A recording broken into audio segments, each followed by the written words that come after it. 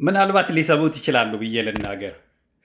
በተለይ ከኢትዮጵያ ውጭ ላለ ነው ወይም ሀገራችንን ከዲያስፖራው ዓለም ከውጭ ሀገር ጋር የበለጠ ለማስተዋወቅ እና የህዝባችን ታሪክ፣ የህዝባችን ባህል፣ ያለን የልማት አቅም እንደገና አጠቃላይ እሴቶቻችን በደንብ መነገር አለባቸው። ለዚህ ደግሞ ለምሳሌ ለኢትዮጵያ የውጭ ጉዳይ ሚኒስቴር፣ የቱሪዝም ሚኒስቴር እና የኢንቨስትመንት ስትራቴጂ ጋር ለሚሰሩ ሰዎች አንድ መልእክት ያለኝ ምንድን ነው፣ ይታወቃል። ያው ትልቁ ሁሌ እንቅፋት የሚሆንብን ፖለቲካው ነው።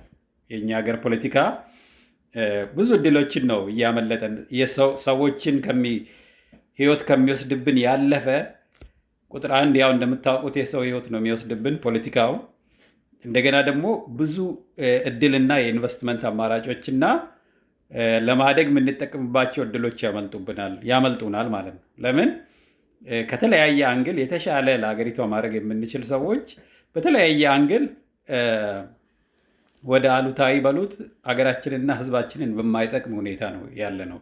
ይህንን ግን ዝም ብለን የምንተወው ነገር አይደለም። ሀሳበን ወር ምናምን ዝም የምንለው ነገር ሳይሆን በቃ አብሮን የሚቆይ የትውልድ ፈተናና ትውልድ መሻገር ያለበት የግድ የሚቀጥል ድልድይ ነው ማለት ነው። ይህን ሁለቱን የፖለቲካ ዓለም ላይ ያለውን ችግርና ህዝባችን እንዲያገኝ የምንፈልገውን ሁለቱን ማገናኘት መቻል አለብን። አንዱን ከሌላው መምረጥ አይቻልም ማለት ነው። ዘመናዊ የሆነ ማህበረሰብ መኖር ካለበት ፖለቲካ ይኖራል፣ አብሮነት ይኖራል። የፈለገ ሀገር ብንመሰርት፣ ድንበር ብንገነባ፣ ምንም ብናደርግ ሳይነግድ አብሮ ሳይሰራ ምናምን የሚያድግ ሀገር የለም። ሞኝ ሆነን ማስተዋል ካቃተን በስተቀረ የፈለገ የፖለቲካ ልዩነት ቢኖር ማንኛውም የተሻለ የሚባል ሀገር ጥሩ ጎረቤት ያስፈልገዋል። የተረጋጋ ጎረቤት፣ አብሮ የሚነግድ፣ አብሮ የሚሰራ፣ ህዝቡን አብሮ የሚጠቅም ማለት። አንፎርቹኔትሊ ብዙ ጊዜ እንደዚህ አይነት ጥሩ ጥሩ ኢነርጂዎች ጥቅም ላይ ሲውሉ አናይም። በተለይ አሁን ሪከርድ የፈለግኩት ምንድን ነው፣ ዛሬ አሁን እዚህ ሚሽጋን ላንሲንግ ከተማ ውስጥ ያለ የኢትዮጵያ ሬስቶራንት አለ፣ አልቶስ ይባላል። እና ይህ ሬስቶራንት ትልቅ የኢትዮጵያ ኤምባሲ፣ የኢትዮጵያ ውጭ ጉዳይ ቢሮ መስራት የሚችለውን ስራ እየሰራ ነው ያለው። ነብራስካን በነበርኩ ሰዓት ጥሩ የኢትዮጵያ ሬስቶራንት እንደዚሁ በጣም ትልቅ ስራ ህዝባችንን በማስተዋወቅ እየሰሩ ነው ያሉት። እና ይሄ መልእክቴ ለኢትዮጵያ ውጭ ጉዳይ ሚኒስቴር እና ቱሪዝም ቢሮ ላይ ላላችሁት ነው። ይታወቃል ኤቭሪበዲ ተመሳሳይ ፖለቲካ ሊኖረው አይችልም ነው። የፖለቲካ ላንጉዌጅ ማወቅ አለብን ማለት ነው። ሬስቶራንት ባለቤቶች ከንግድ በላይ ሀገርን የመወከል ስራ ይሰራሉ።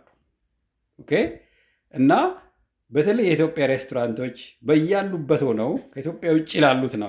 አገር ቤት ያሉት ደግሞ በተለያየ መንገድ እንመጣበታለን። ለአሁኑ ግን ከኢትዮጵያ ውጭ ያሉት ሬስቶራንቶች የኢትዮጵያ ሬስቶራንት የትም ቢሆን ማለት ነው በደንብ ከእነሱ ጋር ኮኔክት ማድረግና አንዳንድ ታሪካዊ የሆኑ ነገሮችን ውስጥ ላይ ሊኖሩ የሚገቡ ስዕሎችን፣ የተለያዩ ቅርሳ ቅርሶችን፣ የቱሪዝም አትራክሽን አማራጮችን፣ የኢንቨስትመንት አማራጮችን እንዲያደርጉ ተደርጎ ለእነሱም ደግሞ ወደ ሀገር ውስጥ ከሀገር ቤት የሚፈልጉት ነገር ካለ አነስ ባለ ታክስ የተለያየ መንገድ ተፈጥሮ የኢኮኖሚ ትስስርና የመረጃ ልውውጥ ትስስር መሰራት አለበት ማለት ነው።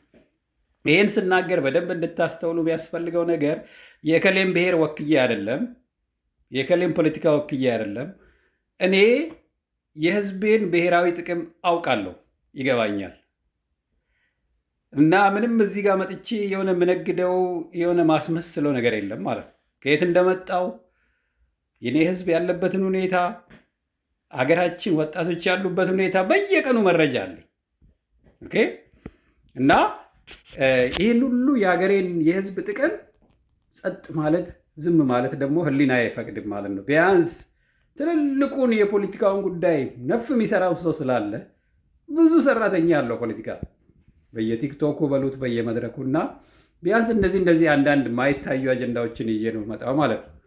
እና እዚህ ጋር መጨነቅ የለባችሁ የፍቃዱ የአያቱ ስም ማነ ወይም የፍቃዱ ፖለቲካ ቪው ምንድነው ምናምን ብላችሁ አትሰቃዩ ማለት ነው። የኔ ፖለቲካ ቪው ኢትስ ቬሪ ክሊር።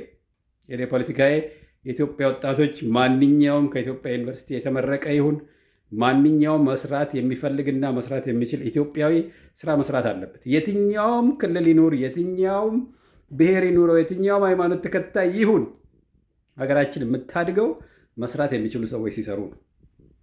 የፈለገ ፖለቲካ ተከታይ ሊሆን ይችላል፣ የትኛውም እምነት ሊከተል ይችላል። ሰውን ሰው ያደረገው ስራ ነው። አለቀ። ማይሰራ መስራት እየፈለገ እየቻለ ተምሮ ከዩኒቨርሲቲ ተመርቆ እንዳይሰራ ስናደርግ ወደድንም ጠላንም ሌላ ጦርነት ውስጥ ነው ያለ ነው። በሱስ ያልቃል፣ ተስፋ በመቁረጥ ያልቃል፣ ንብረት ይባክናል፣ ለቤተሰቡ ለማህበረሰቡ ማድረግ እየቻለ የሰው ልጅ ይባክናል ማለት። እኔ ፖለቲካ ይሄ ነው። የኢትዮጵያ ወጣቶችና ትምህርት ድጋፍ አገልግሎት የሚለውን ይሄው እንደው እንድታዩ ማየት ትችላላችሁ። ይሄው የእኔ ፖለቲካ ይሄ ነው። ይሄ ዓላማው ከገባችሁ ምለው ነገር ይገባችኋል። ካልሆነ ዝም ብሎ አራምባና ቆቦ ነው የምንሆነው ማለት ነው። ኢትዮጵያውያን ፖለቲካ የምትሰሩት በርቱ፣ ጎብዙ፣ ቆንጆ ፖለቲካ ስሩ ማለት ነው። አደራ ግን የሰው ህይወት ተጠንቀቁልን። ሰው ብቻ እንዳይሞት እንጂ በርቱ፣ ፖለቲካን ወጥራችሁ ስሩት። ነገር ግን ለሰው ህይወት ብቻ የወጣቶችን ህይወት ብቻ አደራ፣ የወጣቶችን ህይወት ተንከባከቡልን ማለት ነው። ሌሎቻችሁ ደግሞ አላችሁ፣ በየዩኒቨርሲቲ ውስጥ ያላችሁ፣ በውጭ ጉዳይ ሚኒስቴር ቢሮ ያላችሁ፣ በቱሪዝም ቢሮ ያላችሁ፣ እባካችሁ የህዝቡ አምባሳደር እንድትሆኑ ያስፈልጋል። እንዴት ነው የምትሆኑት? ለምሳሌ የኢትዮጵያ ውጭ ጉዳይ ሚኒስቴር እና የቱሪዝም ቢሮ ከውጭ ሀገር ካሉ የኢትዮጵያ ሬስቶራንቶች ጋር ለየት ያለ ስትራቴጂ ተደርጎ ባለቤቶቹን እየደወላችሁ እያናገራችሁ የተለያየ ኢትዮጵያ ውስጥ መሰራት ያለባቸውና ሊሰሩ የሚችሉ እድሎችን እንትን አድርገው የበለጠ ሀገራቸውን እንዲያስተዋውቁ፣ ባህሉን፣ እሴቱን፣ ብዙ ነገሩን እንዲያስተዋውቁ መደረግ አለበት እላለሁ። በየከተማው ያለን ኢትዮጵያውያን ደግሞ ከፖለቲካው በላይ አስበን፣ አሁንም ድጋሜ እናገራለሁ፣ ከፖለቲካው በላይ አስበን ህዝባችንን ጥቅም አስቀድመን በተለይ ኢትዮጵያ ሬስቶራንቶችን የኢትዮጵያ የህዝቡ አምባሳደር እንዲሆኑ ማድረግ አለብን። ስትራቴጂክ ጠቀሜታ አለ። ይሄ ደግሞ የሀገሬ ናሽናል ኢንተረስት ነው ማለት ነው። ኦኬ፣ ይሄን ልላችሁ ፈልጋለሁ። በጣም አመሰግናለሁ። ዛሬ አልቱስ ወንድሜ ጉቱ እግዚአብሔር ስጥልኝ፣ በርታ። ምን ያህል ለእኛ ህዝብ ለሀገራችን አምባሳደር እንደሆንክ እኔ ምስክር ነኝ፣ አይቻለሁ። በርታ እልሃለሁ። በጣም አመሰግናለሁ።